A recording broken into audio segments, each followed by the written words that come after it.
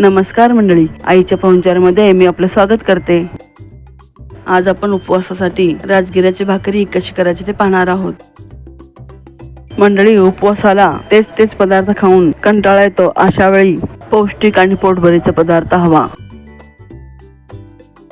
चला तर मग राजगिऱ्याची भाकरी कशी करायची ते पाहू। राजगिऱ्याची भाकरी करण्यासाठी 2 वाटी राजगिऱ्याचे पीठ चाळून त्यात आवश्यकतेनुसार पाणी घालून पीठ मळून घ्यायचे। आपल्याला जेवढ्या भाकरी हव्या असतील तेवढे थोडे पीठ घेऊन ते मळून त्याची भाकरी करायची। एकदम पीठ मळून घ्यायचे नाही, नाहीतर हे मळलेले पीठ सैलसर होऊन त्याची भाकरी थापता येणार नाही। आता या पिठाचा उंडा घेऊन पोळपाटावर थोडेसे कोरडे पीठ घालून त्यावर हा उंडा हाताने थपथपून त्याची भाकरी करायची। मंडळी, राजगिरीच्या पिठामध्ये 2-3 चमचे साबुदाण्याचे पीठ घातल्यास राजगिऱ्याची भाकरी आईपेक्षा पातळ थापली जाते। साबुदाण्याच्या पिठामुळे या पिठास थोडासा चिकटपणा येऊन भाकरी न फाटता पातळ थापता येते आणि भाकरी मोठ्या थापल्या जातात।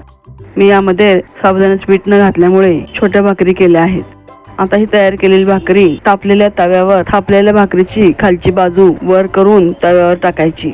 आता या भाकरीवर थोडेसे पाणी टाकून ते फिरवून घ्यायचे। खालची बाजू छान शेकल्यावर भाकरी पलटून भाकरीच्या दोन्ही बाजू खरपूस छान भाजून घ्यायच्या। उपवासाच्या राजगिऱ्याच्या भाकरी तयार आहेत। ही राजगिऱ्याची भाकरी बटाट्याची, रताळ्याची, कच्च्या केळ्याची, कच्च्या फणसाच्या भाजी बरोबर खाण्यास छान लागते। मंडळी, तुम्हाला ही रेसिपी आवडल्यास लाईक, शेअर, कमेंट आणि सबस्क्राईब करायला विसरू नका। पुन्हा भेटू एका नवीन रेसिपीसह। तोपर्यंत मस्त खा आणि स्वस्त राहा। धन्यवाद।